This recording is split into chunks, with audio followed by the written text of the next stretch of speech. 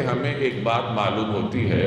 کہ جناب رسول اللہ صلی اللہ علیہ وسلم نے ایک مسلمان کو زندگی گزارنے کا مکمل طریقہ سکھایا ہے۔ روزمرہ کی زندگی میں مسلمان کی جو بنیادی ضروریات ہیں ان میں سے کوئی ادنی ضرورت بھی ایسی نہیں ہے کہ جس کے بارے میں رسول اللہ صلی اللہ علیہ وسلم نے ہمیں کوئی تعلیم نہ دی ہو۔ تو زندگی گزارنے کا یہ جو طریقہ کار ہے، یہ طریقہ کار فطری ہے، کیونکہ انسان کا خالق اللہ ہے اور پیغمبر جو طریقہ کار سکھا رہا ہے وہ اللہ کا بتایا ہوا ہے۔ تو اللہ نے اس مشین کو بنایا ہے اور اللہ ہی بہتر جانتا ہے کہ یہ مشین یعنی انسان کس طرح چلے گا تو درست چلے گا، کس طریقے سے کام کرے گا تو خراب ہوگا، مسائل کا شکار ہوگا۔ تو زندگی گزارنے کا جو طریقہ اللہ اور رسول نے ہمیں سکھایا ہے وہ فطری انداز ہے، اس پر جب تک انسان چلتا ہے وہ بہت سارے مسائل سے بچا رہتا ہے،